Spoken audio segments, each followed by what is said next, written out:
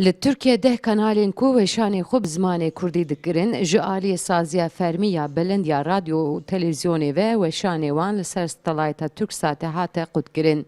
Azadî TV, Jiyan TV, Van TV, Hayatın Sesi û her wekî din ji van kanala ye. Di nav van kanalên de ya herî balkêşî kanala Zaroka bi navê Zarok TV ye. Li gor rayadarên kanalên ku hatine girtin, sedema biryara girtina kanalên Kurdî ji ber weşana zimanê Kurdî ye. Lê ji aliyê din ve dewleta Tirkiye jî dibêje sedema girtina van kanalan piştgirîdayîna rêxistina PKK ye. Yani hem girtina televizyon Azadî TV û kanalên Kurdî divê pêvajoyê de tenê mirov dikare bi gotinekê binirxine ew jî tehammula rayedarên hikûmetê dî ji Kurdan, ji Kurdî, ji zarokên Kurdan jî nema lewra Zarok TV jatiye girtin. Ha kanaleke ku weşana em bêjin çizgî filman, karton filman dikin. Me tu muhatap nedît, tu kes ji me re ne got, ne rayedarên devletê, ne jî berpirsên dezgehên çapemeniya ku berpirsên çapemeniya li Tirkiye'nin weşana xwe dikin. Ewan jî ji me re tu tiştine gotin. Niha li hortê li holê muhatapek tune.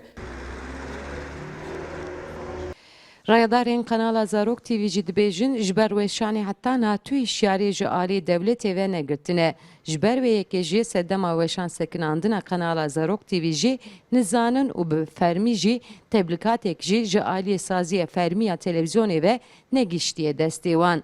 Rêvebirên kanalê bangê rayadarên Tirkiye dikin ku ji biryarê xwe paşvegerin û dibêjin wê biryar li ser mêjuya zarokan bineyînî bi bandor bike. Eger em bixwazin zimanê Kurdî hebe divê zarok biaxivin.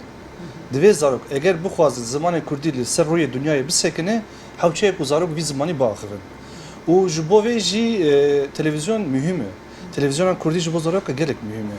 Yani ne jî evkên nerînin polîtîk nerînin evkên ne ji vê zarok ji bo zarok e yani.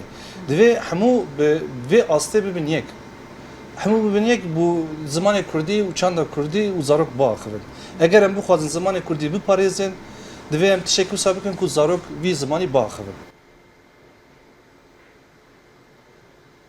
Rayadarên kanala Zarok TV her wiha bang li Serokwezîrê Herêmê Başûrê Kurdistanê Neçîrvan Barzanî jî dikin ku xwedî li Zarok TV derkeve û bi Tirkiye re peywendî deyne. Lewra dibêjin Zarok TV kanalekî ne siyasî ye û bes xeze fîlmên zarokan bi zimanê Kurdî diweşîne. Sevda Kaplan, NRT, Amed.